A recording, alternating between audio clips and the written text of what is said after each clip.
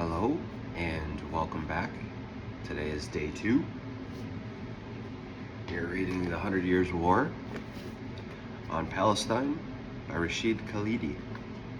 We are on page 37. I'm going to get right in.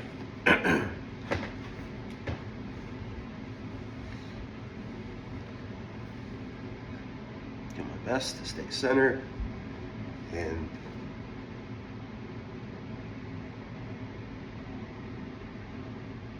speak clearly and enunciate for you. I hope you enjoy.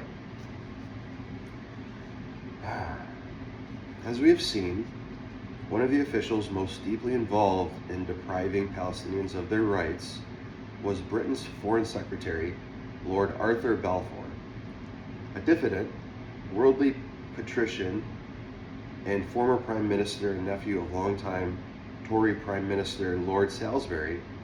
He had served for 5 years as Britain's Chief Secretary in Ireland, the Empire's oldest colony, where he was much hated, earning the nickname Bloody Balfour. Ironically, it was his government that authored the 1905 Aliens Act, meant primarily to keep destitute Jews fleeing Tsarist pogroms out of Britain.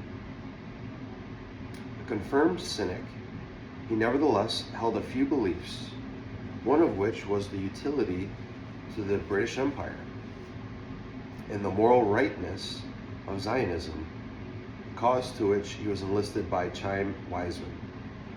In spite of this belief, Balfour was clear-eyed regarding the implications of his government's actions that others preferred to pretend did not exist. In a confidential September 1919 memo, not publicly known until its publication over 3 decades later in a collection of documents on an interwar period, Balfour set out for the cabinet his analysis of the complications Britain had created for itself in the Middle East as a result of its conflicting pledges. On the multiple contradictory commitments of the Allies, including those embodied in the Hussein-McMahon Correspondence, the Sykes-Picot Agreement, and the Covenant of the League of Nations, Balfour was scathing. After summarizing the incoherence of British policy in Syria and Mesopotamia, he bluntly assessed the situation in Palestine. The contradiction between the letter of the Covenant and the policy of the Allies is even more flagrant in the case of the independent nation of Palestine than in that of the independent nation of Syria. For in Palestine, we do not propose even to go through the form of consulting the wishes of the present inhabitants of the country. The 4 great powers are committed to Zionism, and Zionism, be it right or wrong, good or bad, is rooted in age-long traditions, in present needs, and future hopes of far profounder import than the desires and prejudices of the 70 or 700,000 Arabs who now inhabit that ancient land. In my opinion, that is right. What I have never been able to understand is how I can be harmonized with the Declaration, the Covenant, or the instructions to the Commission of Inquiry. I do not think that Zionism will hurt the Arabs, but they will never say they want it. Whatever be the future of Palestine, it is not now an independent nation, nor is it yet on the way to become one.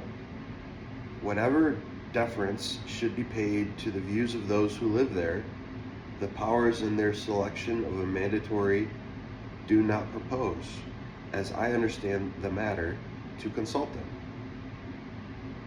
In short, so far as Palestine is concerned, the powers have made no statement of fact which is not admittedly wrong, and no declaration of policy which, at least in the letter, they have not always intended to violate. In this brutally frank summary, Balfour set the high-minded, age-long traditions, present needs, and future hopes embodied in Zionism against the mere desires and prejudices of the Arabs in Palestine, who now inhabit that ancient land, implying that its population was no more than transient. Echoing Herzl, Balfour airily claimed that Zionism would not hurt the Arabs, yet he had no qualms about recognizing the bad faith and deceit that characterized British and Allied policy in Palestine. But this is of no matter. The remainder of the memo is a bland set of proposals for how to surmount the obstacles created by this tangle of hypocrisy and contradictory commitments. The only two fixed points in Balfour's summary are a concern for British imperial interests and a commitment to provide opportunities for the Zionist movement.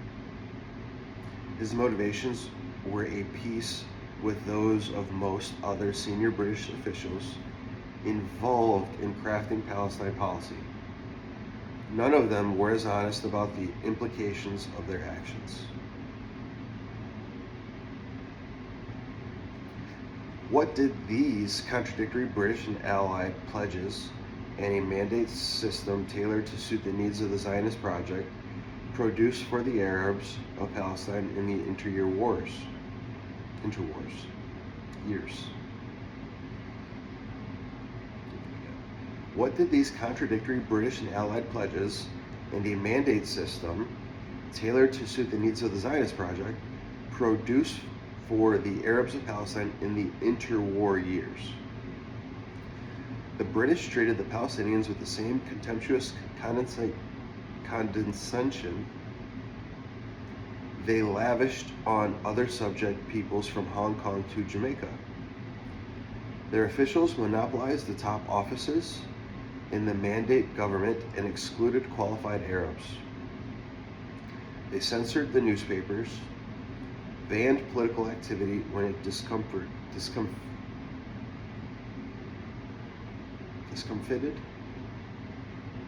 them, and generally ran a parsimonious administration as was possible in light of their commitments. As in Egypt and India, they did little to advance education, since colonial conventional wisdom held that too much of it produced natives who did not know their proper place. First-hand accounts of the period are replete with instances of the racist attitudes of colonial officials to those they considered their inferiors, even if they were dealing with knowledgeable professionals who spoke perfect English. The experiences in Palestine was dissimilar to that of most other colonized peoples in this era, in that the mandate brought an influx of foreign settlers whose mission it was to take over the country. During the crucial years from 1917 until 1939, Jewish immigration and the close settlement by Jews on the land enjoyed by the mandate proceeded apace. The colonies established by the Zionist movement up and down the coast of Palestine and in other fertile and strategic regions served to ensure colonial control of a territorial springboard for the domination and ultimately the conquest of the country, once the demographic, economic, and military balance had shifted sufficiently in favor of the Yishuv.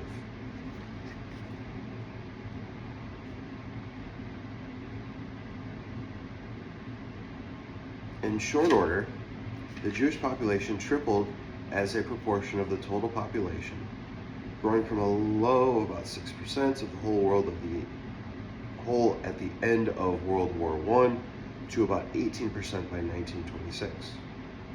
However, in spite of the extraordinary capacity of the Zionist movement to mobilize and invest capital in Palestine, financial inflows to an increasingly self-segregated Jewish economy during the 1920s were 41.5% larger than its net domestic product, and an astonishing level.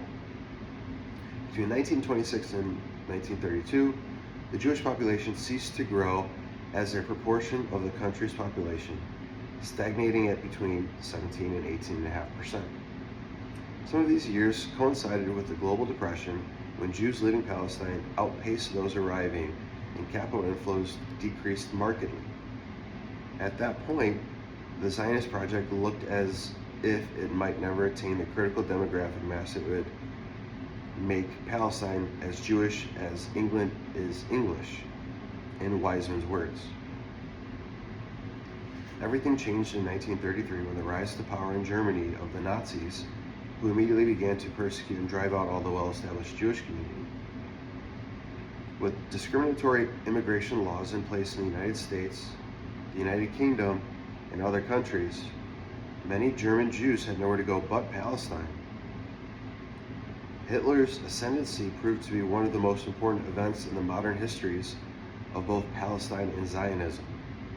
In 1935 alone, more than 60,000 Jewish immigrants came to Palestine, a number greater than the entire Jewish population of the country in 1917. Most of these refugees, mainly from Germany, but also from neighboring countries, were anti-Semitic. Most of the refugees, mainly from Germany, but also from neighboring countries where anti-Semitic persecution was intensifying, were skilled and educated. German Jews were allowed to bring assets worth a total of 100 million, thanks to transfer agreement reached between the Nazi government and the Zionist movement, concluded in exchange for lifting a Jewish boycott of Germany. During the 1930s, the Jewish economy in Palestine overtook the Arab sector for the first time, and the Jewish population grew to more than 30% by the total of 1939. In light of fast economic growth and this rapid population shift over only 7 years, combined with considerable expansion of the Zionist movement's military capacities, it became clear to its leaders that the demographic, economic, territorial, and military nucleus necessary for achieving domination over the entire country, or most of it, would soon be in place. As Ben Gurion put it at the time, immigration at the rate of 60,000 a year means a Jewish state in all of Palestine. Many Palestinians came to similar conclusions. Palestinians now saw themselves inexorably turning into strangers in their own land, as Isa al-Isa had warned in dire tones in 1929. Over the first 20 years of British occupation, the Palestinians, the Palestinians' increasing resistance to the Zionist movement's growing dominance had found expression in periodic outbreaks of violence, which occurred in spite of commitments by the Palestinian leadership to the British to keep their followers in line. In the countryside, sporadic attacks, often described by the British and the Zionists as banditry, bespoke the popular anger at Zionist land purchases, which often resulted in the expulsion of peasants from lands they considered to be theirs, that were their source of livelihood. In the cities, demonstrations against British rule and the expansion of the Zionist parastate grew larger and more militant in the early 1930s.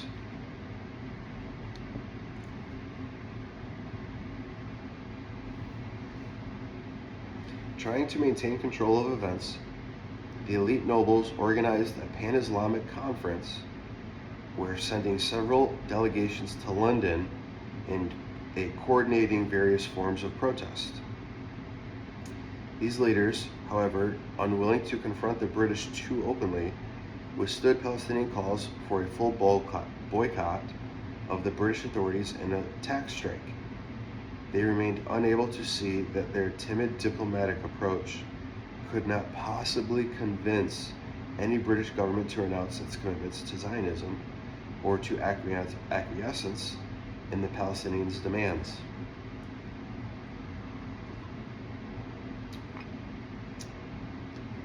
In consequence, these elite efforts failed to halt the march of the Zionist project or to advance the Palestinian cause in any way. Nevertheless, in response to growing Palestinian agitation, and especially following the outbreaks of violent unrest, different British governments were obliged to re-examine their policies in Palestine.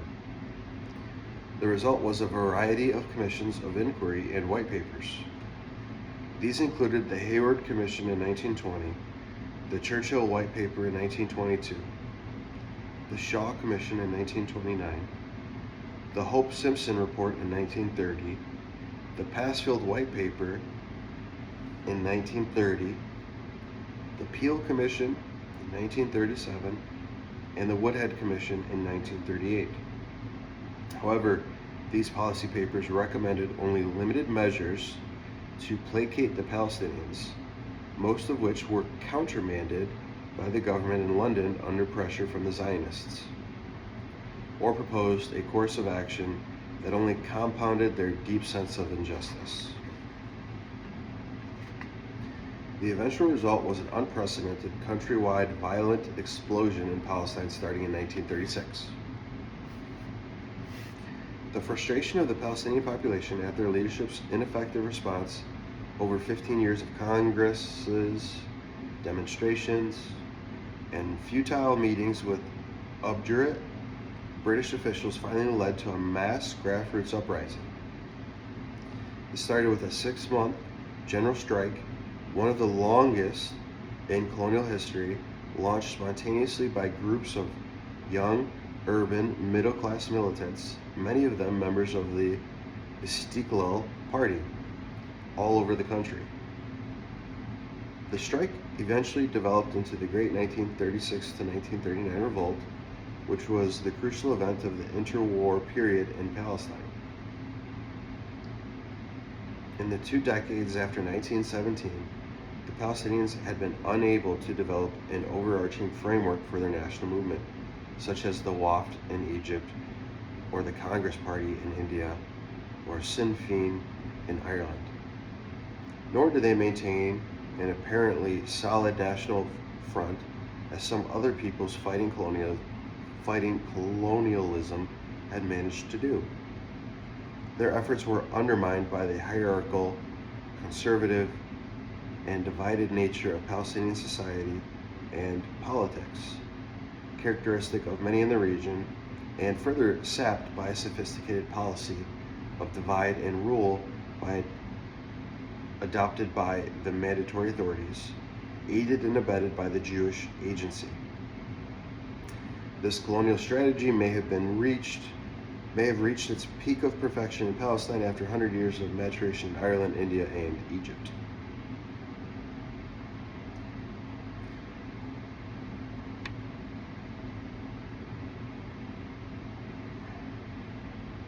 The British policies meant to divide the Palestinians included co-opting factors of their elite, setting members of the same family, such as the Husseinis, against one another, and inventing out of whole cloth traditional institutions to serve their purposes.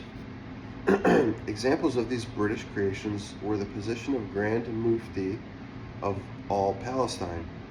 Traditionally, there had been 4 muftis of Jerusalem, not all of Palestine, one each for the Hanafi, Shafi'i, Maliki, and Hanbali rites, and the Supreme Muslim Council to administer Muslim community affairs. The British had nominated Haj Amin al-Husani as Grand Mufti and head of the council after he pledged to Sir Herbert Samuel during a sort of job interview that he would maintain order, which he did for the better part of 15 years. His appointment served 2 purposes. One was to create an alternative leadership structure to the nationalist Arab executive of the Palestinian Congress, which was headed by the Mufti's cousin, Musa Kazim Pasha al-Husseini, and thus also to instigate friction between the 2 men. Excuse me. The other was to enforce the idea that, besides the Jewish people with its national characteristics, the Arab population of Palestine had no national nature and consisted only of religious communities. These measures were meant to distract the Palestinians from demanding democratic, nationwide, representative institutions, to divide the national movement, and to prevent the creation of a single national alternative to the mandate in its Zionist charge. Although the tactics of divide and rule were fairly successful until the mid-1930s, the 6-month general strike of 1936 constituted a popular and spontaneous explosion from the bottom up that took the British and the Zionists and the elite Palestinian leadership by surprise, and that obliged the latter to put aside its divisions, at least nominally. The result was the creation of the Arab Higher Committee, which was set up to lead and represent the entire Arab majority. Although the British never recognized the AHC as representative, the committee was made up entirely of men, all people of substance, and all members of the Palestinian elite in its service, landowning, and merchant wings. The AHC tried to take charge of the general strike, but unfortunately, their most important achievement was to broker an end to it in the fall of 1936, at the request of several Arab rulers who were essentially acting in the behest of their patrons, the British. They promised the Palestinian leadership that the British would provide redress for their grievances. The disappointing outcome of this intervention came in July 1937, when a royal commission under Lloyd Peel, charged with investigating the unrest in Palestine, proposed to partition the country, creating a small Jewish state in about 17% of the territory, from which over 200,000 Arabs would be expelled. Expulsion was euphemized as transfer. Under this scheme, the rest of the country was to remain under British control or be handed over to Britain's client, Emir Abdullah of Transjordan, which from a Palestinian perspective amounted to much the same thing. Once again, Palestinians had been treated as if they had no national existence and no collective rights. The Peel Commission's satisfaction of the basic Zionist aims of statehood and removal of the Palestinians, albeit not in the whole of Palestine, combined with its denial for their fervently desired goal of self-determination, goaded the Palestinians into a much more militant stage of their uprising. The armed revolt that broke out in October 1937 swept the country. It was only brought under control 2 years later through a massive use of force, just in time for crack British military units. By then there were 100,000 troops in Palestine, 1 for every 4 adult Palestinian men, to be redeployed to fight World War II. The revolt achieved remarkable temporary success, but ultimately produced debilitating results for the Palestinians. Of all the services Britain provided to the Zionist movement before 1939, perhaps the most valuable was the armed suppression of Palestinian resistance in the form of the revolt. The bloody war waged against the country's majority, which led 14 to 17% of the adult male Arab population killed, wounded, imprisoned, or exiled, was the best illustration of the unvarnished truths uttered by Jabotinsky about the necessity of the use of force for the Zionist project to succeed. To quash the uprising, the British Empire brought in 2 additional divisions of troops, squadrons of bombers, and all the paraphernalia of repression that it had perfected over many decades of colonial wars. The refinements of callousness and cruelty employed went well beyond summary executions. For possession of a single bullet, Sheikh Farhan al-Saidi, an 81-year-old rebel leader, was put to death in 1937. Under the martial law in force at the time, that single bullet was sufficient to merit capital punishment, particularly for an accomplished guerrilla fighter like al-Sadi. Well over 100 such sentences of execution were handed down after summary trials by military tribunals, with many more Palestinians executed on the spot by British troops. Infuriated by rebels ambushing their convoys and blowing up their trains, the British resorted to tying Palestinian prisoners to the front of armored cars and locomotives to prevent rebel attack, a tactic they had pioneered in futile effort to crush resistance of the Irish during the War of Independence from 1919 to 1921. Demolitions of the homes of imprisoned or executed rebels or of presumed rebels or their relatives was routine, another tactic borrowed from the British playbook developed in Ireland.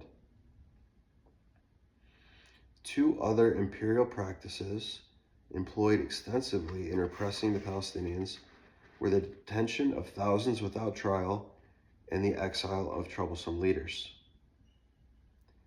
The explosive reaction to the Peel Commission's partition recommendation culminated in the assassination of the British District's Commissioner for Galilee, Captain Lewis Andrews, in October 1937. In response to this direct challenge to British authority, the Mandate authorities deported virtually the entire Palestinian nationalist leadership, including the mayor of Jerusalem, Dr. Hussein al-Khalidi, my uncle. With 4 others, he and another 2 were members of the AHC. He was sent to the Seychelles Islands, an isolated location in the Indian Ocean that the British Empire frequently chose for exiling nationalist opponents. The men were held in a heavily guarded compound for 16 months, deprived of visitors and outside contact. Their fellow prisoners in the Seychelles included political leaders from Aden in Yemen and Zanzibar. Other Palestinian leaders were exiled to Kenya or South Africa, while a few, including the Mufti, managed to escape and made their way to Lebanon. Still others were confined, generally without trial, in more than a dozen of what the British themselves called concentration camps, most notably that in Serafand. Among them was another uncle of mine, Ghalib, who, like his older brother, was involved in nationalist activity deemed to be anti-British. Just before his arrest and exile, Hussein al-Khalidi, who served on the AHC and as Jerusalem's elected mayor for 3 years before he was removed by the British, encountered Major General Sir John Dill, the officer in command of the British forces in Palestine. In his memoirs, my uncle recalls telling the general that the only way to end violence was to meet some of the Palestinians' demands, specifically stopping Jewish immigration. What would be the effect of arresting the Arab leadership? Dill wanted to know. A senior Arab figure had told him that such arrests would end the revolt in days or weeks. My uncle set him straight. The revolt would only accelerate and spread out of control. It was the Jewish agency that wanted the arrests, and al-Khalidi knew that the colonial office was considering it, but solving the Palestinian question would not be so simple. My uncle had been right. In the months after his exile and the mass arrests of others, the revolt entered its most intense phase, and British forces lost control of several urban areas and much of the countryside, which were taken over and governed by the rebels. In the words of Dill's successor, Lieutenant General Robert Haining, in August 1938, the situation was such that civil administration of the country was, to all practical purposes, non-existent. In December, Haining reported to the War Office that practically every village in the country harbors and supports the rebels and will assist in concealing their identity from the government forces. It took the full might of the British Empire, which could only be unleashed when more troops became available after the Munich Agreement in September 1938, and nearly a year more of fierce fighting to extinguish the Palestinian uprising. Meanwhile, deep differences had appeared among the Palestinians. Some, aligned with Emir Abdullah of Jordan, quietly welcomed the Peel Commission's recommendation of partition, as it favored attaching to Transjordan the part of Palestine that would not be transformed into the Jewish state. Most Palestinians, however, strongly opposed all aspects of the recommendations, whether the partition of their country, the establishment in it of a Jewish state, however small, or the expulsion from that state of most of its Arab population. Thereafter, as the revolt reached its height in 1937 and early 1938, an even more intense internecine conflict among Palestinians followed, a bitter split between those loyal to the Mufti, who favored no compromise with the British, and the Mufti's opponents, led by the former Jerusalem mayor, Rashid al-Nashahibi, who were more conciliatory. In their view of Isa al-Isa, inter-Palestinian disputes, which resulted in hundreds of assassinations in the late 1930s, gravely sapped the strength of the Palestinians. He himself was forced into exile to Beirut in 1938 after his life was threatened and his house in Ramla burned with the loss of all his books and papers. This was undoubtedly the work of the Mufti's men, and it left him deeply bitter. If at the outset the revolt was directed against the English and the Jews, he wrote, it was transformed into a civil war, where methods of terrorism, pillage, theft, fire, and murder became common. In spite of the sacrifices made, which can be gauged from the very large numbers of Palestinians who were killed, wounded, jailed, or exiled, in the revolt's momentary success, the consequences for the Palestinians were almost entirely negative.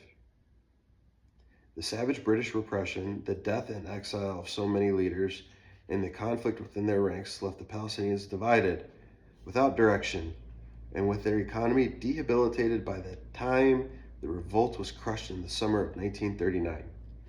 This put the Palestinians in a very weak position to confront the now invigorated Zionist movement, which had gone from strength to strength during the revolt, obtaining lavish amounts of arms and extensive training from the British to help them suppress the uprising. As war clouds loomed in Europe in 1939, however, momentous new global challenges to the British Empire combined with the impact of the Arab Revolt to produce a major shift in London's policy away from its previous full-throated support of Zionism. While the Zionists had been delighted by Britain's decisive smashing of Palestinian resistance, this new shift confronted their leaders with a critical situation. As Europe slid inexorably toward another world war, the British knew that this conflict would be fought, like the previous one, in part on Arab soil. It was now imperative, in terms of core imperial strategic interests, to improve Britain's image and diffuse the fury in the Arab countries, in the Islamic world, at the forcible repression of the Great Revolt, particularly as those areas were being deluged with Axis propaganda about British atrocities in Palestine. A January 1939 report to the cabinet recommended a change of course in Palestine, stressed the importance of winning the confidence of Egypt and the neighboring Arab states. The report included a comment from the Secretary of State for India, who said that the Palestine problem is not merely an Arabian problem, but is fast becoming a pan-Islamic problem. He warned that if the problem was not dealt with properly, serious trouble in India must be apprehended.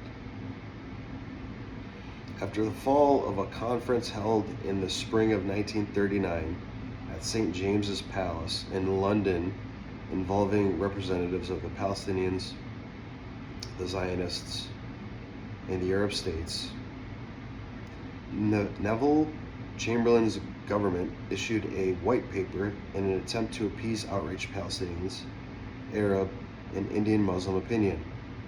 This document called for a severe curtailment of Britain's commitments to the Zionist movement. It proposed strict limits on Jewish immigration and on land sales, two major Arab demands, and promised representative institutions in 5 years and self-determination within 10, the most important demands.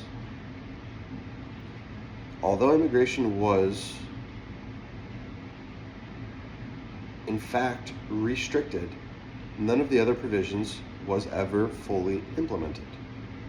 Moreover, representative institutions and self-determination were made contingent on approval of the parties, which the Jewish agency would never give for an arrangement that would prevent the creation of a Jewish state.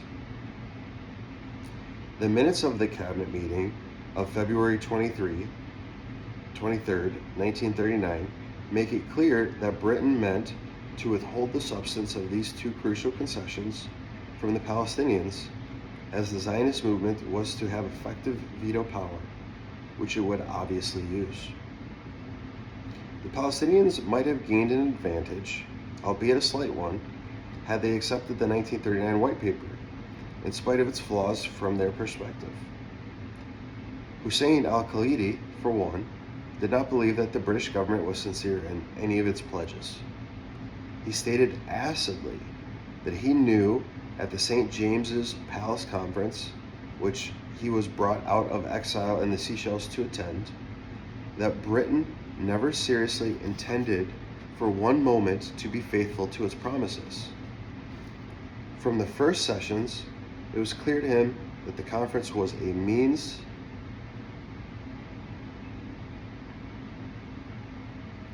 quote, to gain time and to drug the Arabs, no more and no less. To please the Arabs so they would stop their revolution, unquote, and give the British, quote, time to catch their breath as war clouds gathered, quote, unquote. He nevertheless came around to favoring a flexible and positive response to the White Paper, as did other Palestinian leaders such as Musa al-Alami and Jamal al-Husseini, the Mufti's cousin. In the end, however, the Mufti, after indicating that he was inclined toward acceptance, insisted on outright refusal, and his position carried the day. After the St. James's Palace Conference, the British once again sent Hussein al-Khalidi into exile, this time to Lebanon. When he saw how the revolt had degenerated in the face of massive British repression and how dire the situation was in Palestine, he argued for halting the resistance. But here, too, his views were overruled. In any case, it was already too late. The Chamberlain government had only a few months left in office, and when it issued the White Paper, Britain was at war very soon afterward. And Winston Churchill, who succeeded Chamberlain as Prime Minister, was perhaps the most ardent Zionist in British public life.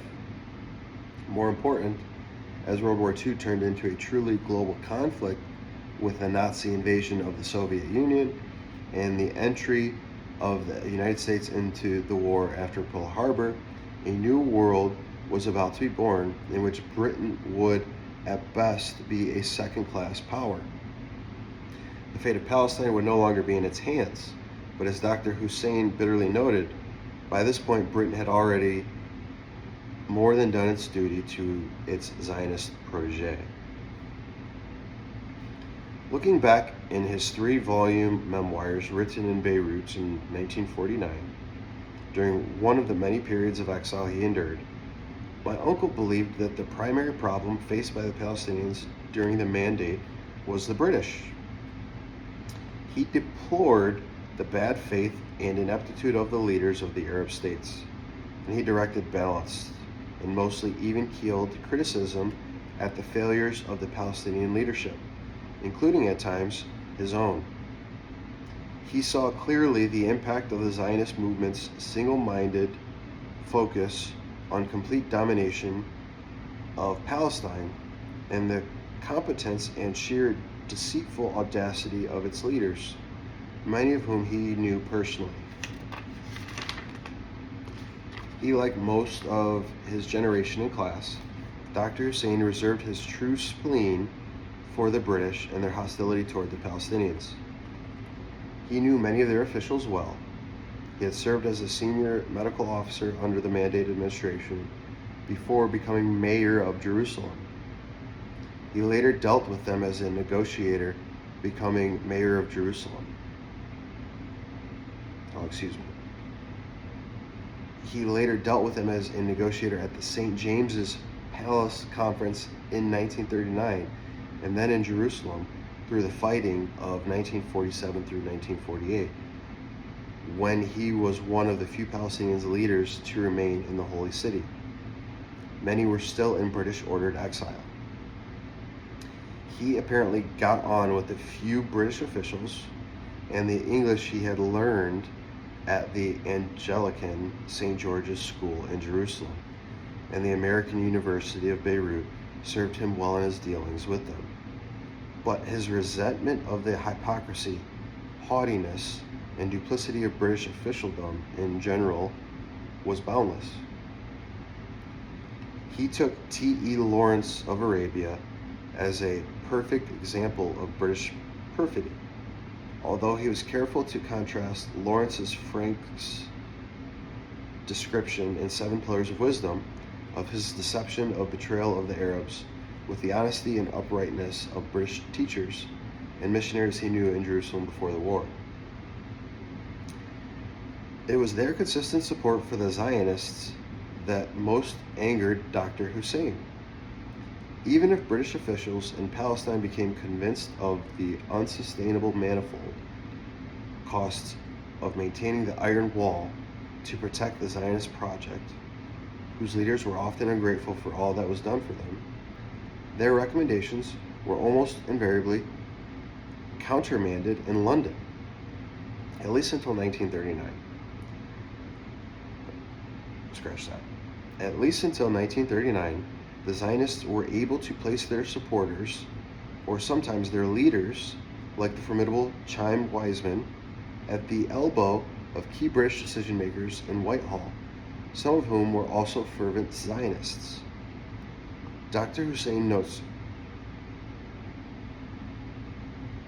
caustically that when official British commissions came out to Palestine to investigate the situation in the 1920s and 1930s, any conclusions they reached that were favorable to the Arabs were countered by Zionist lobbying in London, where an extraordinary degree of intimacy prevailed between Zionist leaders and the senior British political figures. Isa al-Isa also wrote his memoirs in exile in Beirut soon after the 1948 war. His view of the interwar period differs in many respects from my uncle's. Unlike Dr. Hussein, al-Isa had fallen out bitterly with the Mufti after the Peel Commission report in 1937, and he suffered personally from the subsequent split in the Palestinian leadership. If in al-Isa's view, this internal division gravely harmed the Palestinians, so did backward social relations and lack of education among the Arabs. And above all, the unwavering focus of the Zionists, backed by the British, on supplanting the indigenous population, a topic on which he had been writing eloquently for many decades. He had no love for the British, nor they for him. But in his analysis, the central problem was Zionism, compounded by Palestinian and Arab weakness. Fittingly, his critiques in poetry and prose of the Arab rulers after 1948 were scathing, and his descriptions of them, especially Amir Abdullah, are far from complimentary. Two further things must be said in conclusion about the revolt and about Britain's repression of it. The first is that it provided the clear-sightedness of Sev Jabotinsky and the self-delusion of many British officials. The Zionists' colonial enterprise, aimed at taking over their country, necessarily had to produce resistance. If you wish to colonize a land in which people are already living, Jabotinsky wrote in 1925, you must find a garrison for the land, or find a benefactor who will provide a garrison on your behalf. Zionism is a colonizing venture, and, therefore, it stands or falls on the question of armed forces. At least initially, only the armed forces provided by Britain could overcome the natural resistance of those being colonized. Much earlier, the King Crane Commission, sent out in 1919 by President Woodrow Wilson to ascertain the wishes of the people of the region, had come to similar conclusions as those of Jabotinsky. Told by representatives of the Zionist movement that if, quote, looked forward to a practically complete disposition of the present non-Jewish inhabitants of Palestine, unquote. In the course of turning Palestine into a Jewish state, the commissioners reported that none of the military experts they consulted, quote, believed that the Zionist program could be carried out except by force of arms, unquote. And all considered that a force of, quote, not less than 50,000 soldiers would be required, unquote, to execute this program. In the end, it took British more than double that number of troops to prevail over the Palestinians in 1936 through 1939. In a cover letter to Wilson, the commissioners precisely warned that if the American government decided to support the establishment of a Jewish state in Palestine, they are committing the American people to the use of force to that area, since only by force can a Jewish state in Palestine be established or maintained. The commission thereby accurately predicated the course of the subsequent century. The second point is that both the revolt and its repression and the consequent successful implantation of the Zionist project were the direct, inevitable results of the policy set out by the Balfour Declaration and the belated implementation of the declaration of war that Balfour's words embodied. Balfour did, quote, not think that Zionism will hurt the Arabs, unquote, and initially seemed to believe there would be no significant reaction to the Zionists taking over their country. But in the words of George Orwell, quote, sooner or later a false belief bumps up against solid reality, usually on a battlefield, unquote, which is precisely what happened on the battlefield in the Great Revolt, to the Palestinians' lasting detriment. After 1917, the Palestinians found themselves in a triple bind, which may have been unique in the history of resistance to colonial settler movements. Unlike most other peoples who fell under colonial rule, they not only had to contend with the colonial power in the metropole, in this case London, but also with the singular colonial settler movement that, while beholden to Britain, was independent of it, had its own national mission, a seductive biblical justification, and an established international base and financing. According to the British official responsible for migration and statistics, the British government was not the colonizing power here.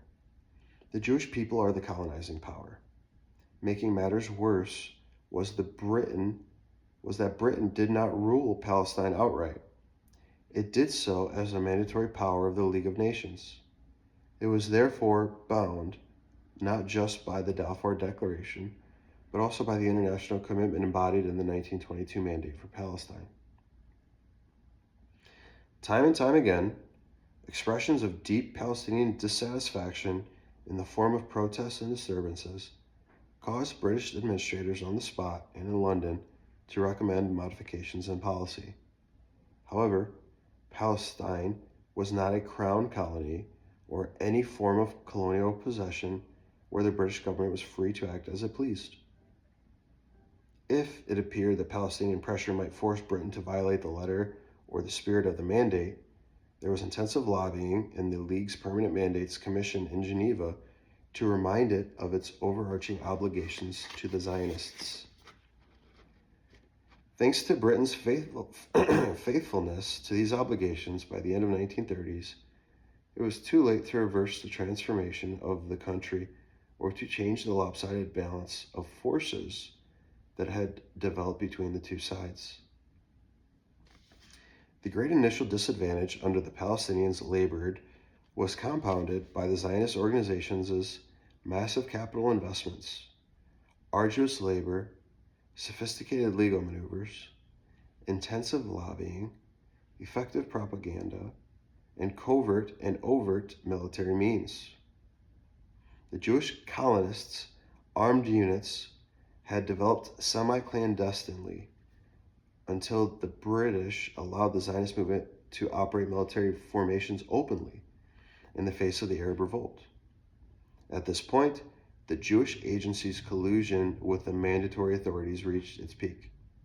There is a consensus among objective historians that this collusion, supported by the League of Nations, severely undermined any possibility of success for the Palestinians' struggle for the representative institutions, self-determination, and independence they believed were their right.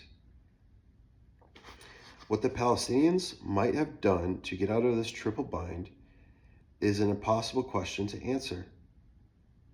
Some have argued that they should have abandoned the preferred legalistic approach of their conservative leadership of mounting empty protests and fruitlessly sending delegations to London to appeal to British goodwill and fair-mindedness. Instead, this thesis suggests they should have broken completely with the British, refused to cooperate with the mandate, as had the Congress Party with the Raj in India or Sinn Féin with the British in Ireland, and, failing all else, they should have followed the path of their Arab neighbors and risen up in arms much sooner than they ultimately did. In any case, they had very few good choices in the face of the powerful triad of Britain, the Zionist movement, and the League of Nations mandate. Moreover, they had no serious allies besides the support of amorphous, inchoate Arab public opinion, which was solidly behind them even before 1914, but all the more so as the interwar period wore on. No Arab country, except Saudi Arabia and Yemen, however, enjoyed full independence. Indeed, all of them were largely still under the thumb of British and the French, and none had fully democratic institutions such that this pro-Palestine opinion could express itself fully. When the British left Palestine, it's a little chilly. When the British left Palestine in 1948, there was no need to create the apparatus of a Jewish state ab novo. The apparatus had, in fact, been functioning under the British aegis for decades. All that remained to make Herzl's prescient dream a reality was for this existing parastate to flex its military muscle against the weakened Palestinians, while obtaining formal sovereignty, which it did in May 1948. The fate of Palestine had thus been decided 30 years earlier, although the denouement did not come until the very end of the mandate, when its Arab majority was finally disposed by force. That is the end of chapter 1. Chapter 1 was called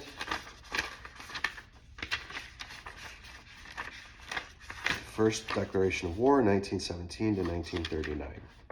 Chapter 2, the Second Declaration of War, 1947 to 1948. The partition, both in principle and in substance, can only be regarded as an anti-Arab solution. United Nations Special Commission on Palestine. Minority Report.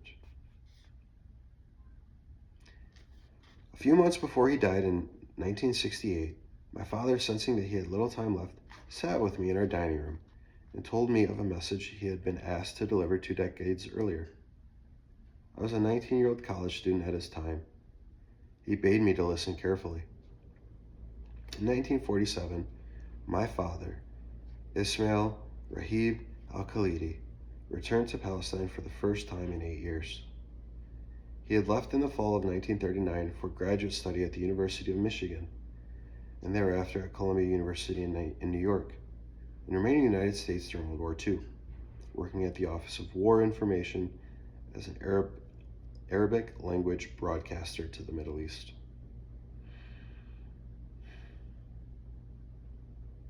During the war, my grandmother in Haifa would stay up until after midnight to listen to the radio to hear her youngest son, whom she had not seen for years.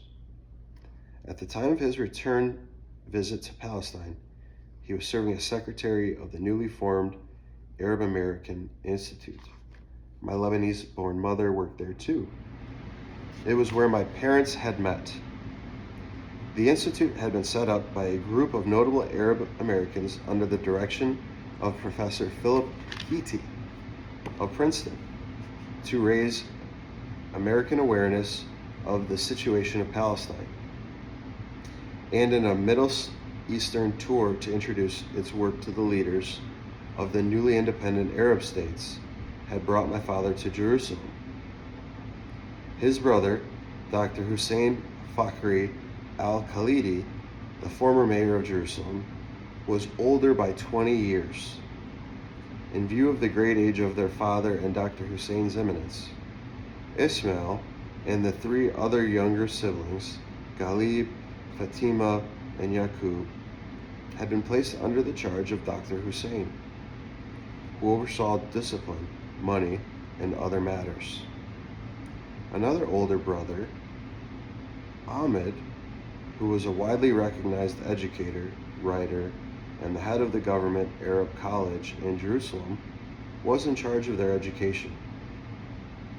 In spite of the 20-year age difference and Dr. Hussein's reputation for severity, he and my father were close, as is evidenced by the correspondence with while Hussein was imprisoned by the British in the Seychelles Islands. In diaries written while he was in exile, Dr. Hussein complains at one point about the execrable English of a letter he received from my father. His writing is dreadful, and he hopes that studying at the American University of Beirut would improve it. It did. Photos show that Dr. Hussein was a dignified and formidable-looking man, but by late 1940s he was worn and much thinner than he had been before his nearly 7 years of imprisonment and exile. While in the Seychelles, he lost 24 pounds. As one of the few Arab leaders still in Jerusalem in late 1947, a time of great crisis for the Palestinians, he was intensely busy. Yet he summoned his youngest brother, and my father responded with alacrity. Dr. Hussein knew that Ismail was going to Amman at the behest of the Arab American Institute to seek King Abdullah of Transjordan, and he wanted to send him a personal but official message. When my father heard its contents, he blanched. On behalf of Dr. Hussein and the Arab Higher Committee, of which he was the secretary, Ismail was to tell the king that while the Palestinians appreciated his offer of protection, quote unquote, he had the Arabic wisaya, literally tutelage or guardianship, they were unable to accept it. The implicit meaning of the message was that were the Palestinians to succeed in escaping the British yoke, they did not want to come under that of Jordan, which, given pervasive British influence in Oman, meant much the same thing.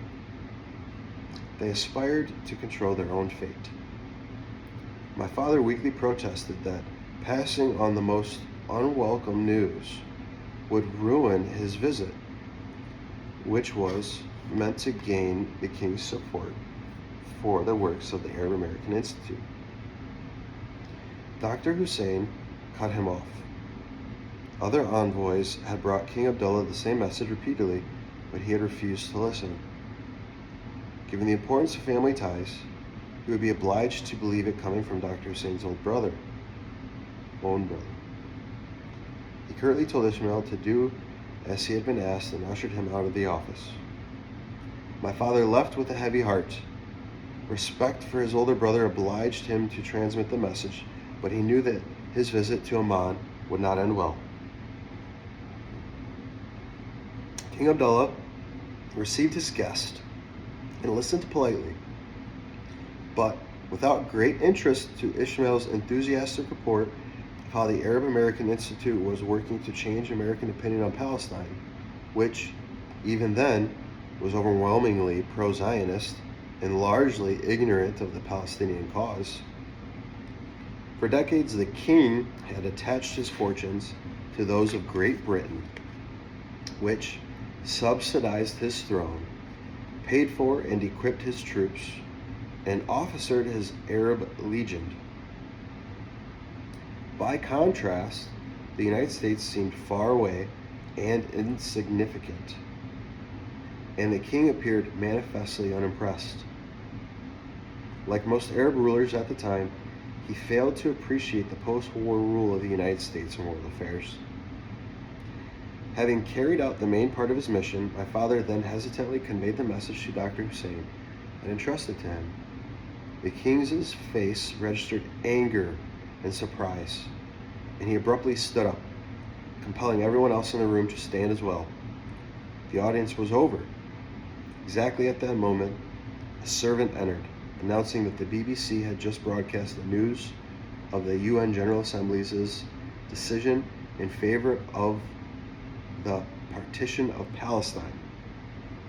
It happened that my father's meeting with the king had coincided with the Assembly's historic vote on November 29, 1947, on Resolution 181, which provided for partition. Before stalking out of the room, the king turned to my father and said coldly, "You Palestinians have refused my offer. You deserve what happens to you." What happens is, of course, now well known. By the summer of 1949, the Palestinian polity had been devastated and most of its society uprooted. Some 80% of the Arab population of the territory that at war's end became the new state of Israel had been forced from their homes and lost their lands and property. At least 720,000 of the 1.3 million Palestinians were made refugees. Thanks to this violent transformation, Israel controlled 78% of the territory of former mandatory Palestine and now ruled over the 160 Palestinian Arabs who had been able to remain, barely 1/5 of the pre-war Arab population. This seismic upheaval, the Nakba, or the catastrophe, as the Palestinians call it, grounded in the defeat of the Great Revolt in 1939 and willed by the Zionist state in waiting, was also caused by factors that were on vivid display in the story my father told me. Foreign interference and fierce inter-Arab rivalries. These problems were compounded by intractable Palestinian internal differences that endured after the defeat of the revolt. and by the absence of modern Palestinian state institutions. The Nakba was only finally made possible, however, by massive global shifts during World War II.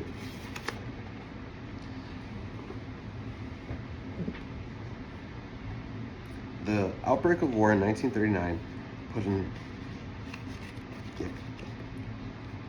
end to the wrangling over the British White Paper and brought a relative lull after the upheavals of the revolt. Still, for 3 years, until the battles of Alamein and Stalingrad in the fall of 1942, the danger of Nazi panzers arriving from Libya or through the Caucasus was ever present.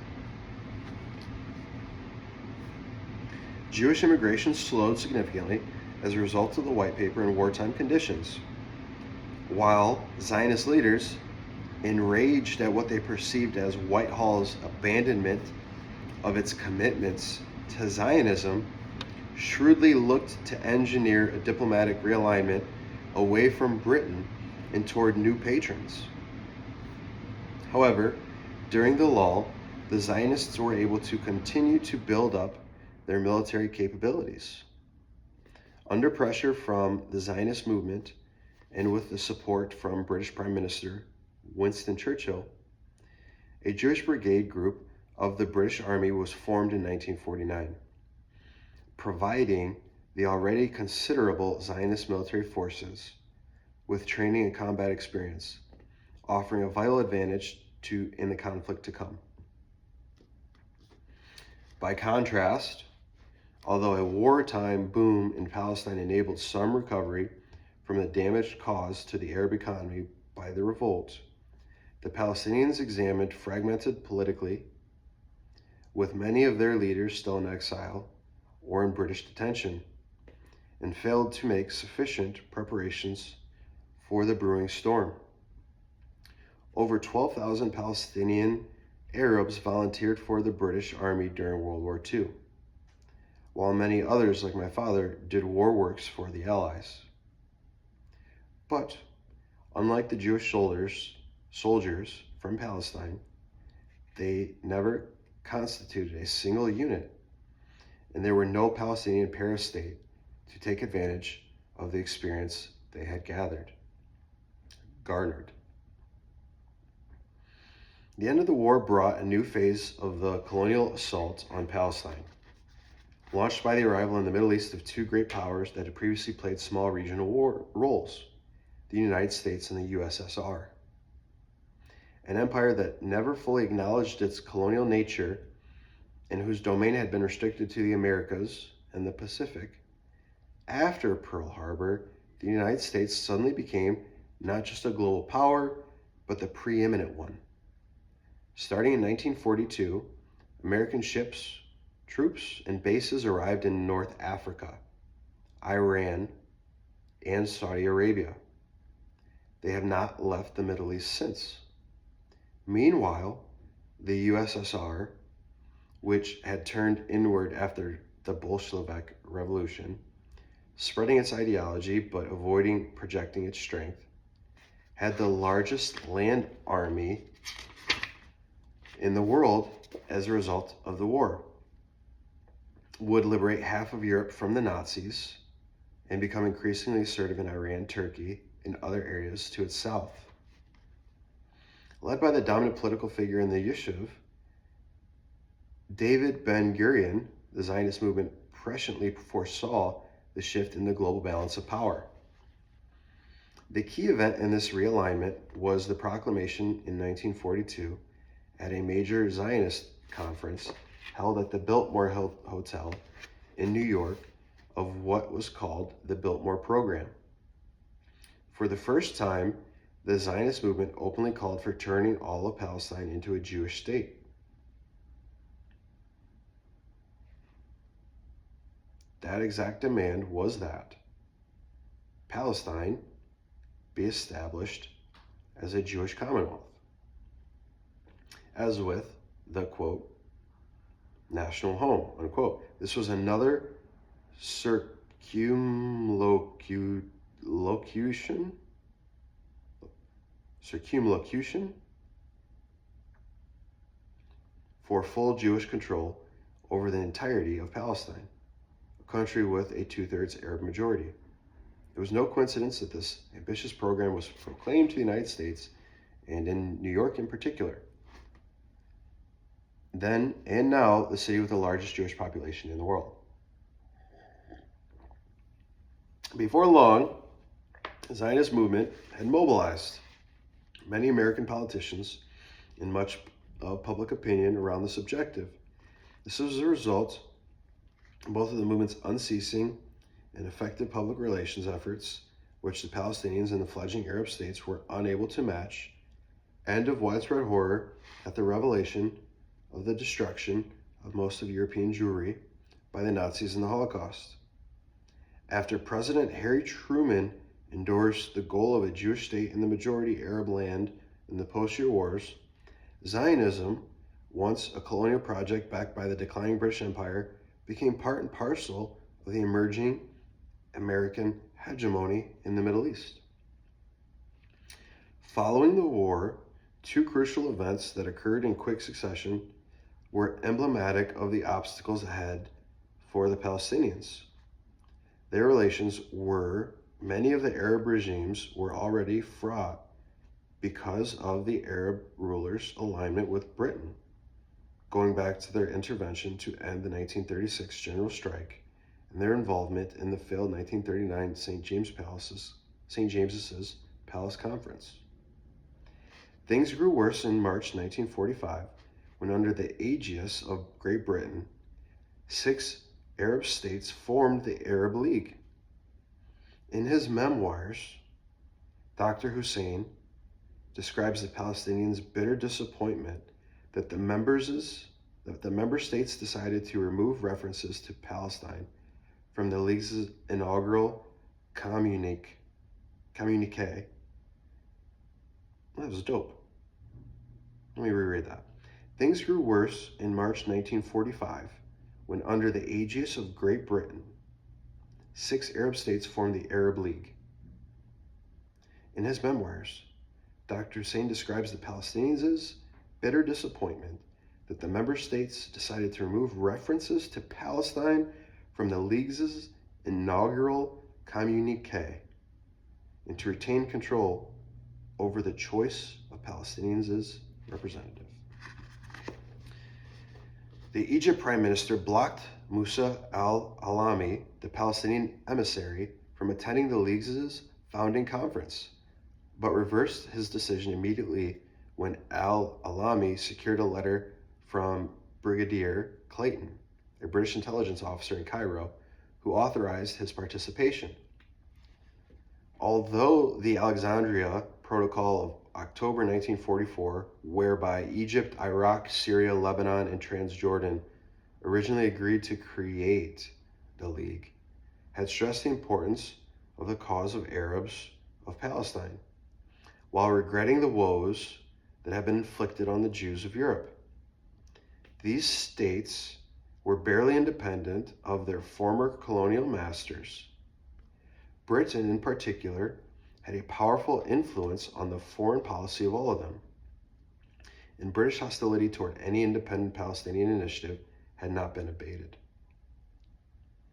This meant that the Palestinians could not count on any significant support from these weak independent Arab regimes.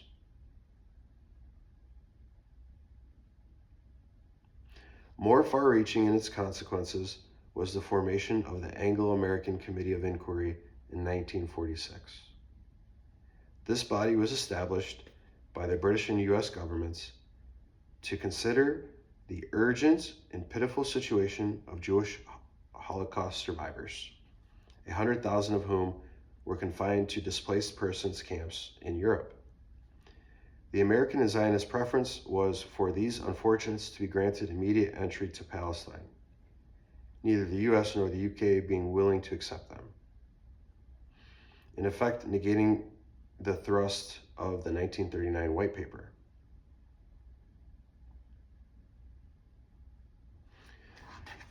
The Palestinian case was presented to the committee by Albert Harani, later to become perhaps the greatest historian of the modern Middle East, who, with colleagues in the newly formed Palestinian Arab Office, had produced a large quantity of materials that was transmitted and written in oral form. Their main effort was embodied in Harani's testimony, which offered a prescient description of the devastation and chaos that the creation of a Jewish state would wreak on Palestinian society and so throughout the Arab world. He warned the committee that in the past few hundred years, responsible Zionists have talked seriously about the evacuation of the Arab population, or part of it, to other parts of the Arab world. The implementation of the Zionist program, he said, would involve a terrible injustice and could only be carried out at the expense of dreadful repressions and disorders, with the risk of bringing down in ruins the whole political structure of the Middle East. Multiple military coups by Arab officers who had fought in Palestine and then overthrew regimes in Syria, Egypt, and Iraq from 49 to 58. The eruption of the Soviet Union into the affairs of the Middle East in the... That's a weird one. That was a bad sentence. Do it again. The multiple military coups by Arab officers who had fought in Palestine and then overthrew regimes in Syria, Egypt, and Iraq from 1949 to 1958. The eruption of the Soviet Union into the affairs of the Middle East in the mid-1950s, and the expulsion of Britain from the region can all be seen as aftershocks of the earthquake that Harani had foreseen. At that time, these outcomes may have been seemed far-fetched to the 12 American and British committee members who heard Harani's testimony.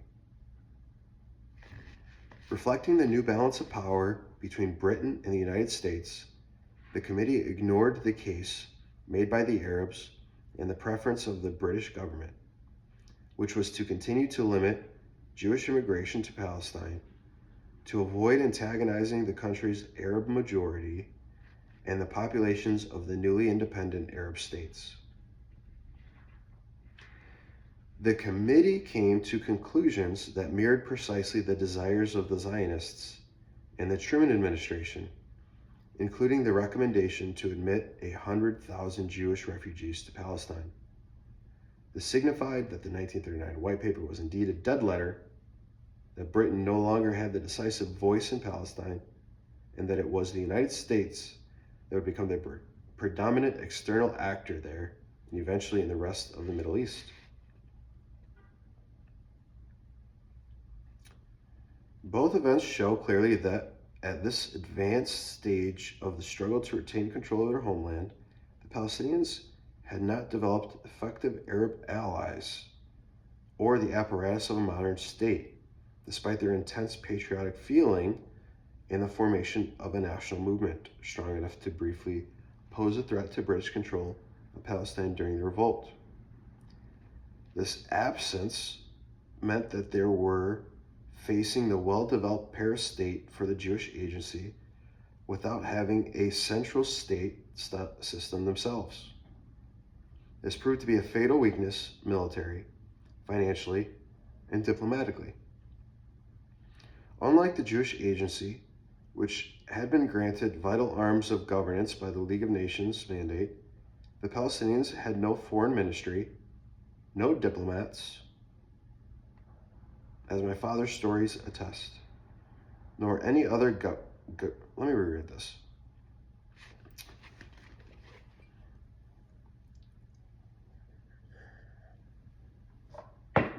All right.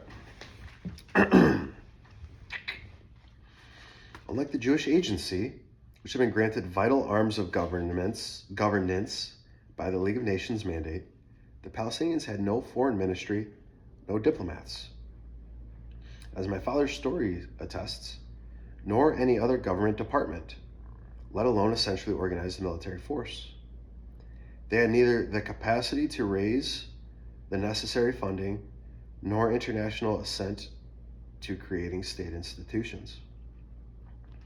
When Palestinian envoys had managed to meet with foreign officials, whether in London or Geneva, they were condescendingly told that they had no official standing and that there were meetings were therefore private rather than official, and that their meetings were therefore private rather than official.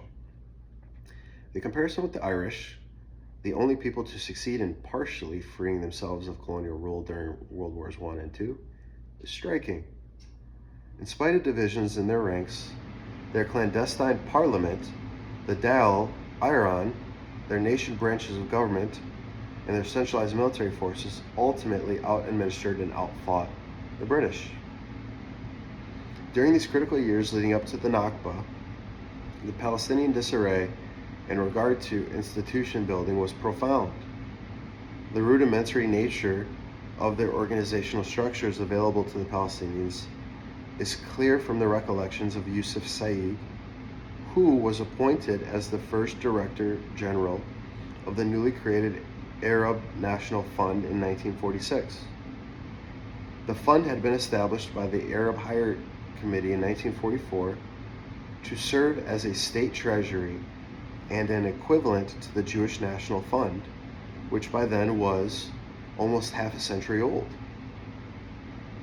By the mid-1930s, the JNF was annually collecting $3.5 million from the colonization of Palestine in the United States alone, part of much larger sums it regularly channeled from all over the world to support the Zionist project. The Arab National Fund only began its task of collecting resources after Said was appointed and developed a structure for its efforts. Said recounted the many difficulties he faced in his work, from settling up a countrywide network from scratch to accepting donations to the difficulties of moving about the countryside as the security situation in Palestine deteriorated. By mid-1948, in a little over a year, the fund had managed to raise 176,000 Palestinian pounds, over $700,000 at the time. An impressive sum given the relative poverty of the population. It paled in contrast to the fundraising muscle of the Zionist movement, however. When against Said's advice, a member of the Bond's board, Ayazet Tanous, boasted to the press about the sum. Said and his colleagues learned the next day of a gift of $1 million Palestine pounds, $4 million, to the JNF by a rich Jewish widow from South Africa. Said's portrayal of the Arab Higher Committee, the Palestinian leadership body formed in 1936, disbanded by the British in 1937, and reconstituted after the war, is equally harsh. A tableau of disorganization and fighting. It should be remembered that the AHC had outlawed and all its leaders had been imprisoned or exiled by the British during a revolt or were forced to flee the country to escape arrest.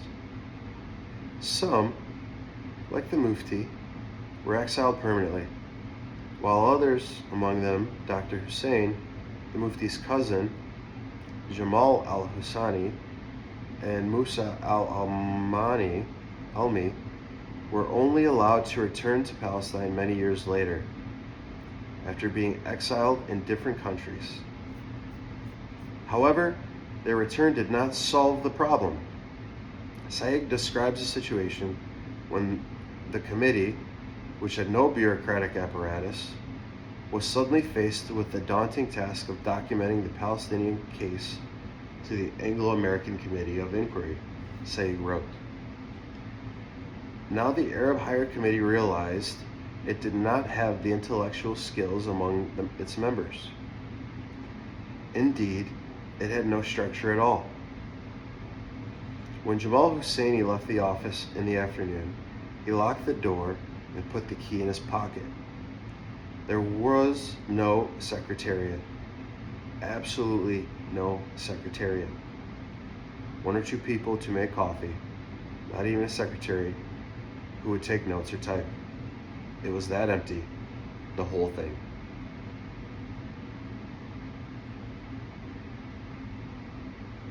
The situation was in fact even worse.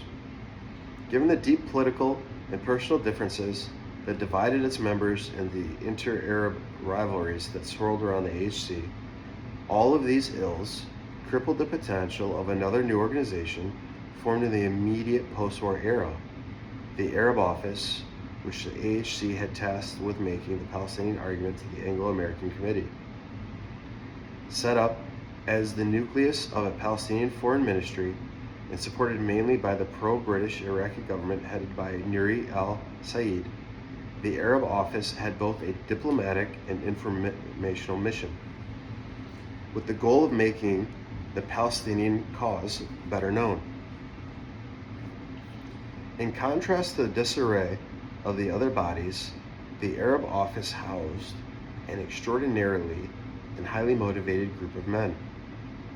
I have not seen an account of a single woman involved with its work. They included Musa al-Alami, its founder, the noted educator Darwish al-Miqdadi, the lawyer Ahmed Shukari, who became the first head of the PLO, the future historian Albert Harani, and his younger brother Cecil, and younger men such as the economist Burhan Dahani, Wasfi al-Tal, later the Jordanian Prime Minister, and my cousin Walid Khalidi, who also went on to become a renowned academic. It was this group that put together the remarkably cogent, prescient, and ignored presentation delivered to the Committee of Inquiry by Albert Harani. With its resources of talent, the Arab Office held promise to fill the function of a professional diplomatic service. I gotta reread this. My mind just went somewhere else. Sorry. With its resources of talent, the Arab Office held promise to fill the function of a professional diplomatic service, such as would obviate the need, for example, for Dr. Hussein to use his young brothers as an envoy. Advanced modern states do occasionally use personal envoys to convey messages alongside more conventional channels, but the Palestinians have been allowed no such channels by the British mandate. However, this condition also arose partly from the strongly patriarchal, hierarchical, and fractious nature of their politics, especially before the era of mass-based political parties. But the Arab Office failed to remedy this condition. Yusuf Saig's and Walid Khalidi's recollections attest to the challenges that hamstrung the Palestinians at every turn, ultimately undermining efforts to establish competent bodies to represent them internationally. Moreover, by 1947, al-Alami and Dr. Hussein, the two Palestinian leaders perhaps best suited to deal with the matters of diplomatic representation, were no longer allies.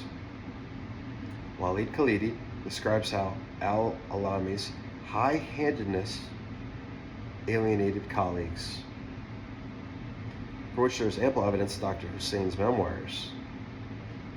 More important, al-Alami's closeness to the pro-British Iraqi regime provoked the suspicions of many Palestinian figures. These inter-Palestinian differences, exacerbated by the rivalries between the newly independent Arab states, are described by Dr. Hussein in painful details, as he shows much of the pre-war polarization between partisans and opponents of the Mufti. Haj Amin al-Husseini, dating to the revolt and before, continued into the post-war era. The polarization was intensified by Britain's unremitting opposition to both the Mufti and any independent Palestinian political entity, which they feared, probably rightly, would be hostile to Britain. This hostility to much of the Palestinian leadership was echoed by most Arab governments, over which the UK still had great influence.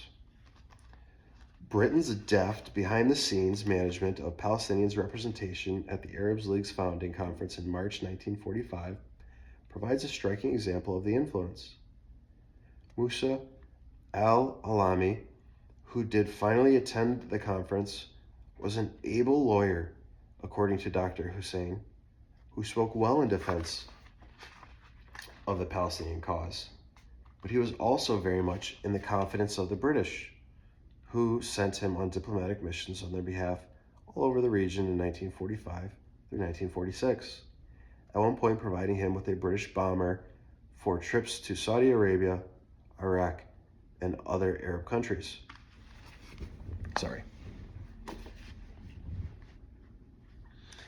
Convinced that Britain, which did not have the best interests of the Palestinians at heart, had too much influence on al-Alami via its support for the Arab office, Dr. Hussein publicly criticized its performance, implicitly criticizing al-Alami. One day in 1947, he received a visit in his Jerusalem office from a colonel of British military intelligence, who, after a general discussion, spoke highly of al-Alami and of the Arabs' offices for the Arab cause, and for greater understanding and closeness between the Arab and British peoples.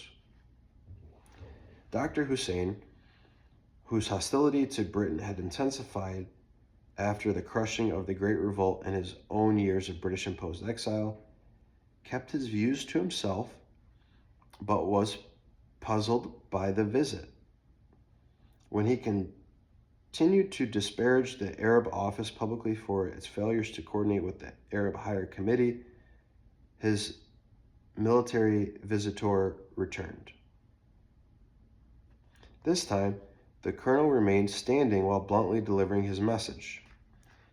We respect the director of the Arab offices and have full confidence in him, and we want you to cooperate with him. Dr. Hussein responded coldly. Your respect for him and your confidence in him is your business, not mine. My cooperation or non-cooperation with him is my concern, not yours. Good morning, Colonel. From the moment al-Alami was admitted to the Arab League, Dr. Hussein notes bitterly, he became a representative of the British government and not that of the Arabs of Palestine.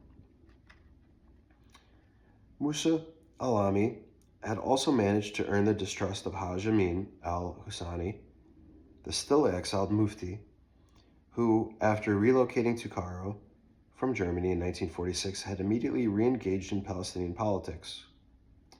From his places of exile, he could no longer control events in Palestine, but he was still considered the paramount leader, and for a time, he continued to exercise influence, in spite of the lasting damage his presence in Nazi Germany during the war had done to the Palestinian cause. Al-Alami had initially been acceptable to all concerned as the head of the Arab office because he was not aligned with any Palestinian faction.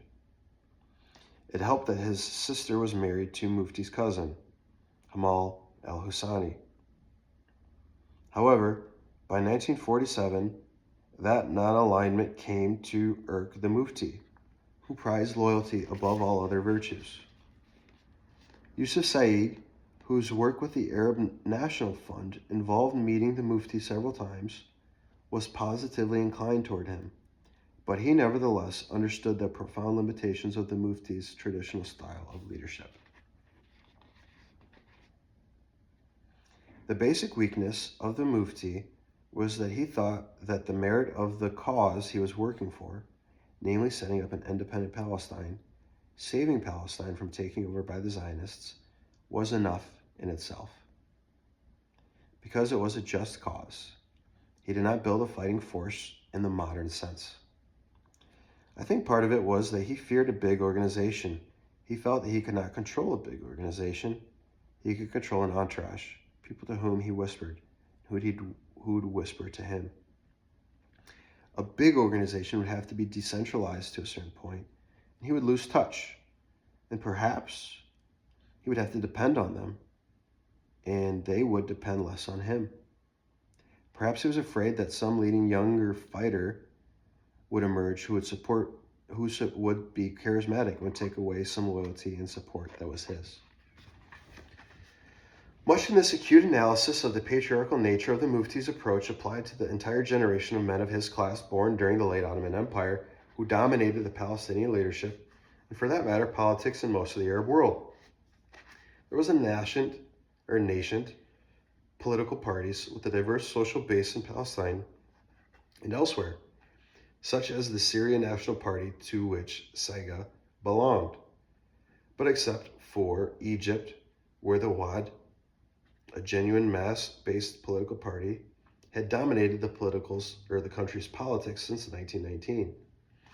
Nowhere had these formations developed to the point that they eclipsed the politics of the notables, as Albert Harani masterfully described it in a famous 1968 essay. Having been financed primarily by Iraq's Nuri al-Said and his British-backed government, the Arab Office eventually alienated other Arab states, notably Egypt and Saudi Arabia, which both aspired to pan-Arab leadership. Their leaders, as well as those of Syria and Lebanon, suspected, probably correctly, that the creation of the Arab Office was a vehicle for Iraq's regional ambitions. Other such vehicles included a project for federation among the countries of the Fertile Crescent, Iraq, Syria, Lebanon, Jordan, and Palestine, behind which Nuri's rivals feared lurked his patron, Great Britain.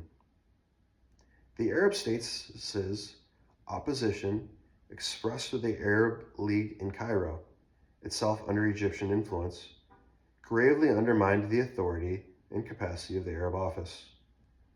Ultimately, further weakened the Palestinians.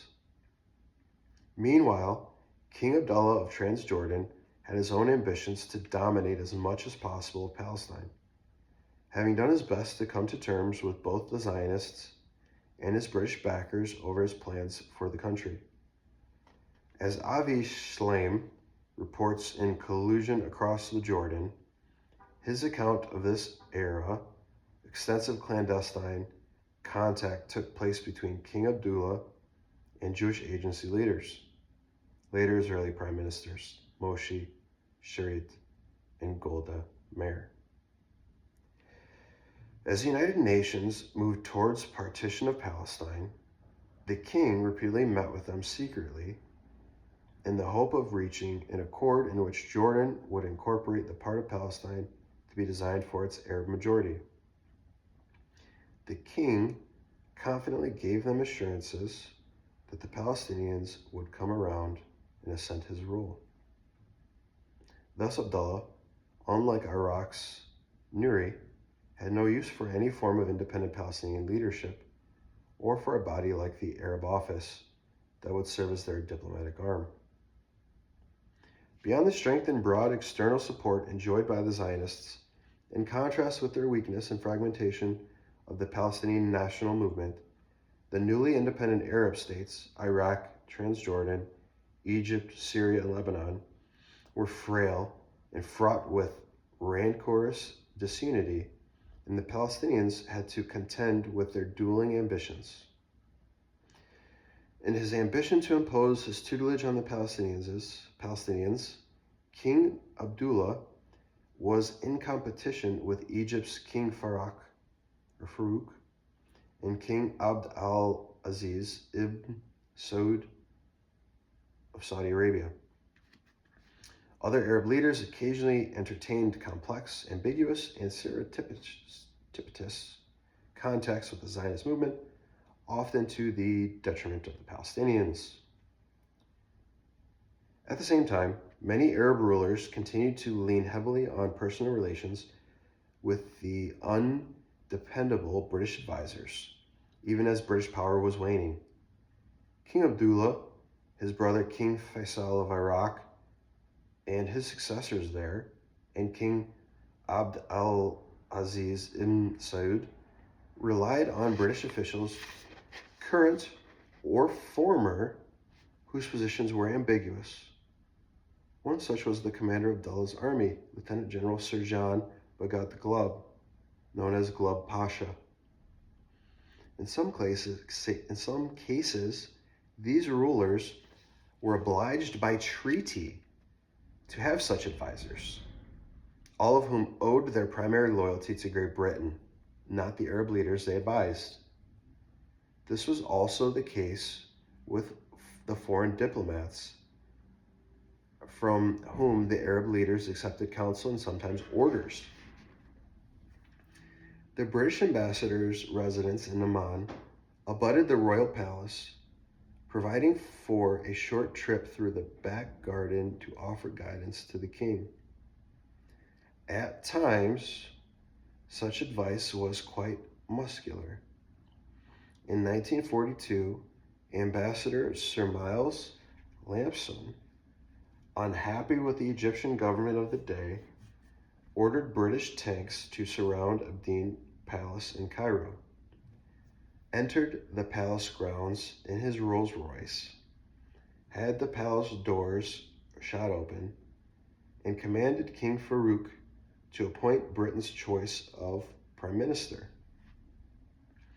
This same prime minister, Mustafa Nahas Pasha, was the one who refused to allow Musa al-Alami to represent Palestine at the Arab League. But the quick reversal of his decision by a British intelligence officer showed where the real power resided in Cairo.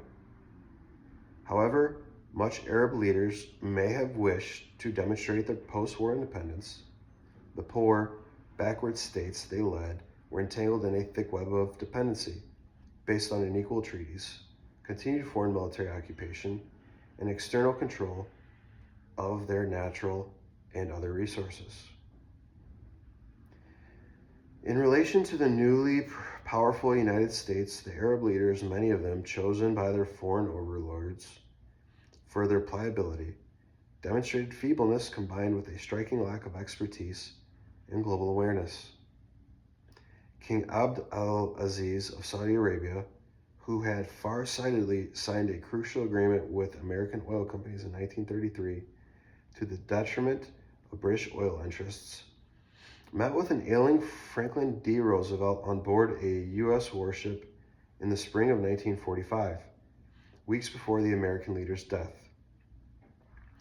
He received, reassuringly, pledges directed from the president that the United States would do nothing to harm the Arabs of Palestine and would consult with the Arabs before taking any action there.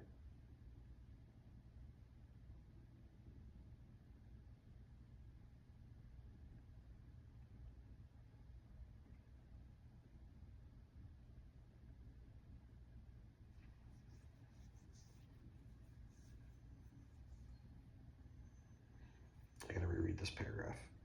We're getting close. In relation to the newly powerful United States, the Arab leaders, many of them chosen by the European overlords for their pliability, demonstrated feebleness combined with a striking lack of expertise and global awareness.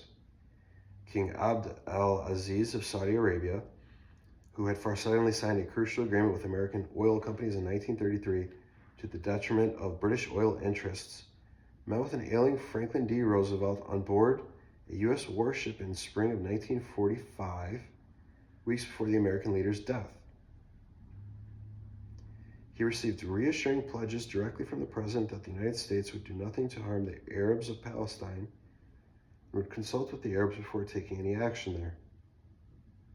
These promises were casually disregarded by Roosevelt's successor, Harry Truman. But because of the Saudi regime's economic and military dependency on the United States, the king refrained from protesting or exerting influence decisively in favor of the Palestinians.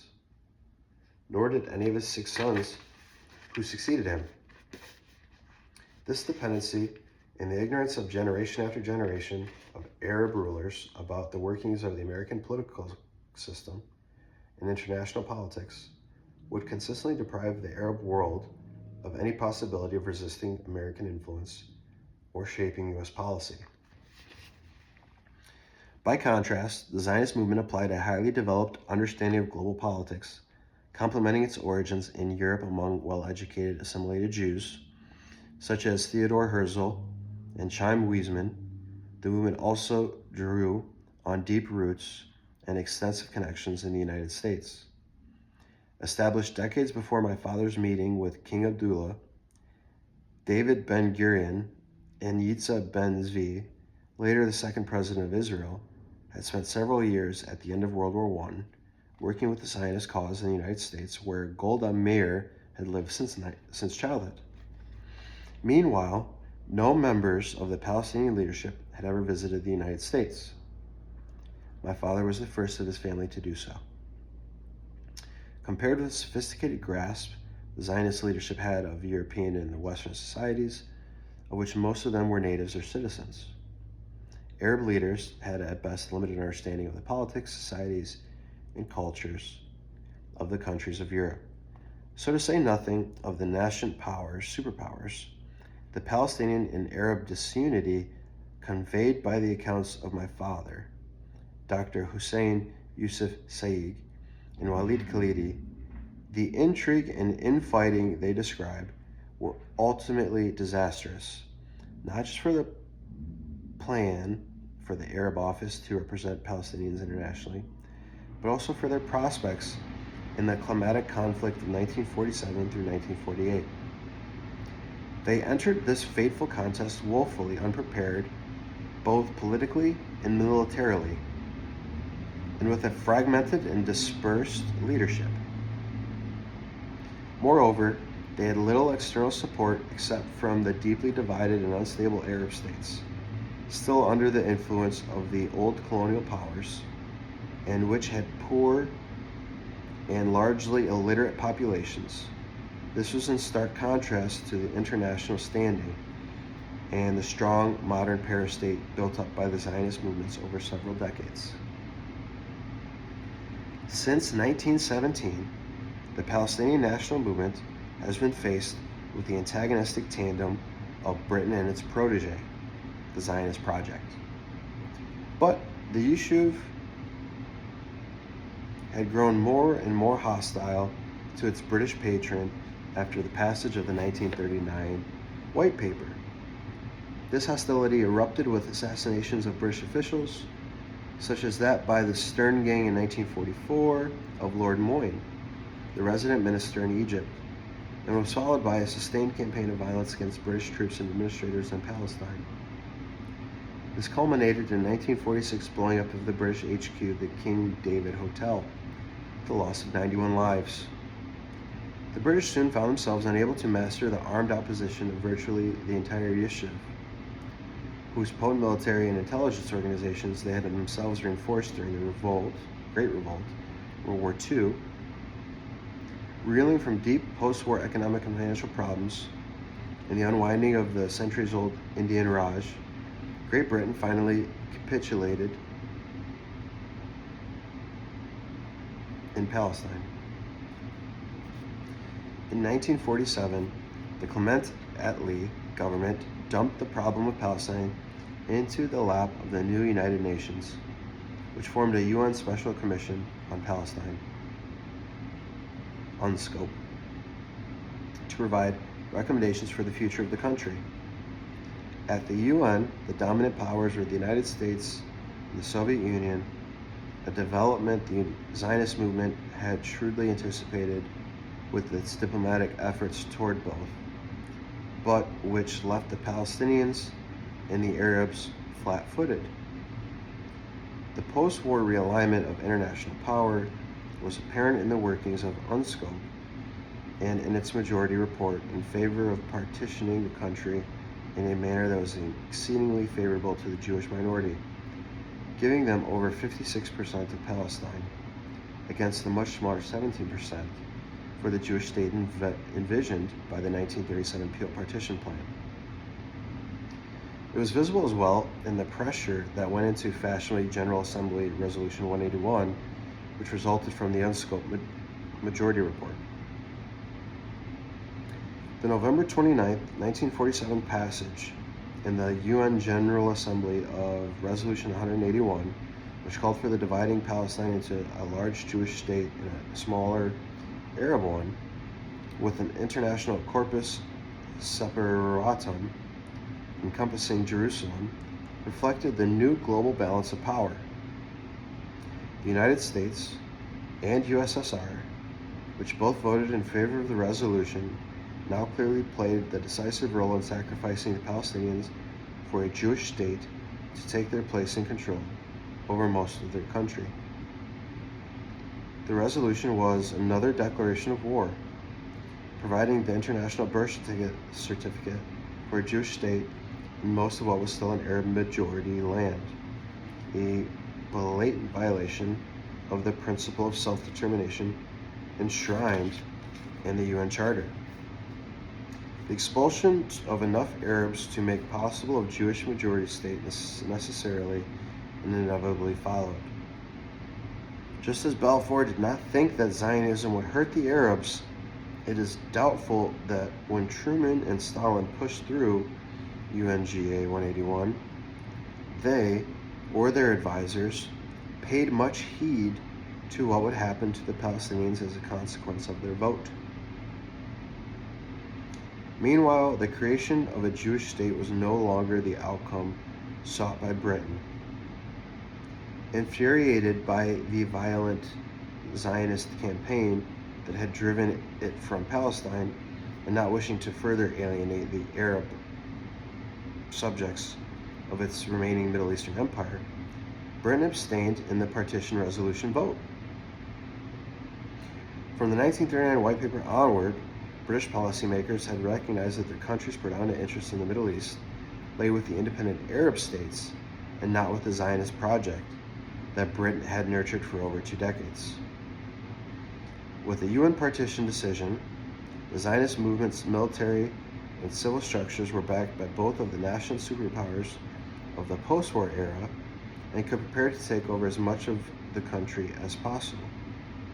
The catastrophe that ensued for the Palestinians was thus the product not only of their own and Arab weaknesses and of Zionist strength, but also events as far as afield as London, Washington, D.C., Moscow, New York, and Amman.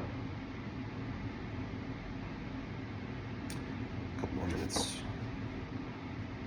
Like a slow, seemingly endless train wreck, the Nakba unfolded over a period of many months.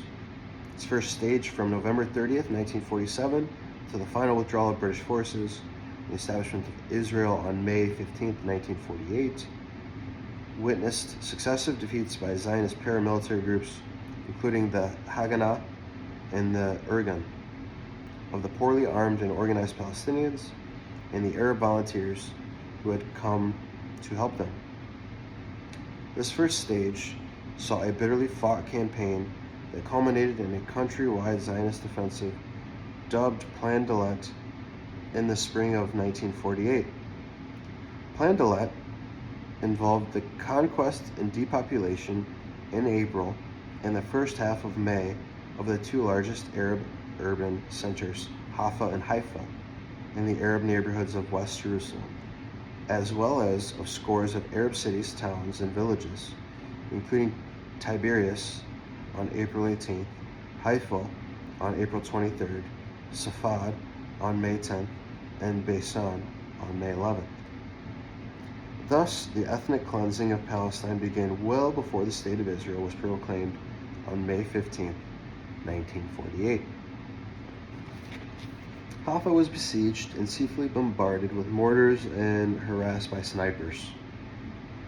Once finally overrun by Zionist forces during the first weeks of May, it was systematically emptied of most of its 60,000 Arab residents. Although Haifa was meant to be part of stillborn Arab state designed by 1947 partition plan, no international actor attempted to stop this major violation of UN resolution. Subjected to similar bombardments and attacks on poorly defended civil neighborhoods, the 60,000 Palestinian inhabitants of Haifa the 30,000 living in West Jerusalem, 12,000 in Safad, 6,000 in Beisan, 5,500 in Tiberias, suffered the same fate. Most of Palestinians' Arab urban population thus became refugees and lost their homes and livelihoods. In April 1948, when the Haganah and other Zionist paramilitary units overran the Arab neighborhoods of West Jerusalem, the Arab Fund's main office in the Kataman district was seized, and its director, Yusuf Saig, was taken prisoner. Only a few weeks earlier, Saig had traveled to Amman to ask King Abdullah for help to prevent the imminent fall of the Arab districts of West Jerusalem.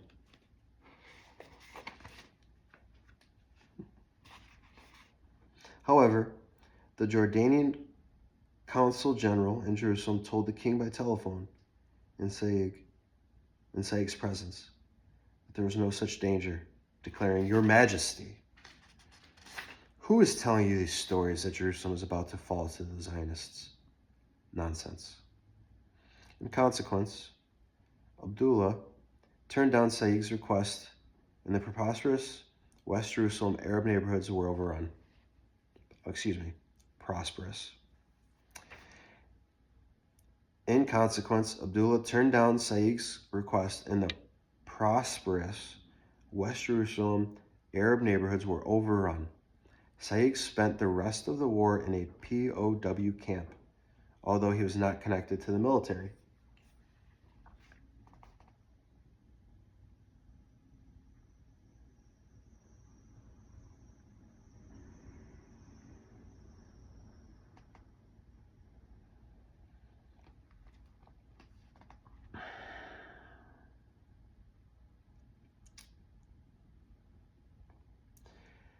Scenes of flight unfolded in smaller towns and villages in many parts of the country. People fled as news spread of massacres like that on April 9th, 1948. In the village of Deir Yassin, near Jerusalem, where 100 residents, 67 of them women, children, and old people, were slaughtered when the village was stormed by Irgun and Haganah assailants. A day earlier, the strategic nearby village of Al-Kastal had fallen to Zionist forces during a battle in which the Palestinian commander of the Jerusalem era, Abd al-Qadir al-Husani, died leading his fighters. He too had just returned from a fruitless trip to an Arab capital, in this case Damascus, to beg for arms from an Arab League committee. Abd al-Qadir was the most competent and respected of Palestinian military leaders, especially after so many had been killed, executed, or exiled by the British during the Great Revolt. His death was a crushing blow to the Palestinian effort to retain control of the approaches to Jerusalem, areas that were supposed to fall to the Arab state under the partition plan. In this first phase of the Nakba, before May 15, 1948, a pattern of ethnic cleansing resulted in the expulsion and panic departure of about 300,000 Palestinians overall, and the devastation of many of the Arab majority's key urban economic, political, civic, and cultural centers. The second phase followed after May 15th, when the new Israeli army defeated the Arab armies that joined the war. In belatedly deciding to intervene militarily, the Arab governments were acting under intense pressure from the Arab public, which was deeply distressed by the fall of Palestinian cities and villages one after another, and the arrival of waves of destitute refugees in neighboring capitals. In the wake of the defeat of the Arab armies, and after further massacres of civilians and even larger number of Palestinians, another 400,000 were expelled and fled from their homes. escaping to neighboring Jordan, Syria, Lebanon, and the West Bank and Gaza. The latter two constituted the remaining 22% of Palestine that was not conquered by Israel. None were allowed to return, and most of their homes and villages were destroyed to prevent them from doing so. Still, more were expelled from the new state of Israel even after the armistice agreements of 1949 were signed. While further numbers have been forced out since then, in this sense, the Nakba can be understood as an ongoing process. Among those displaced in 1948 were my grandparents, who had to leave their Tel Al-Rish home where my father and most of his siblings were born. Initially, my grandfather, now 85 years old and frail, stubbornly refused to leave his house. After his sons took most of the family to shelter in Jerusalem and Nablus, he remained there alone for several weeks. Fearing for his safety, a family friend from Jaffa ventured to the house during a lull in the fighting to retrieve him. He left unwillingly, lamenting that he could not take his books with him. Neither nor his children ever saw their home again. The ruins of my grandparents' large stone house still standing outside. I'm going to reread this one. This is my last paragraph. Among those displaced in 1948 were my grandparents, who had to leave their Tel Al-Rish home where my father and most of his siblings were born. Initially, my grandfather, now 85 years old and frail, stubbornly refused to leave his house. And after his sons took most of his family to shelter in Jerusalem and Nablus, he remained there alone for several weeks. Fearing for his safety, a family friend from Haifa ventured to the house during a lull in the fighting to retrieve him. He left unwillingly, lamenting that he could not take his books with him. Neither he nor his children ever saw their home again. The ruins of my grandparents' large stone house still stands abandoned on the outskirts of Tel Aviv. Page 75.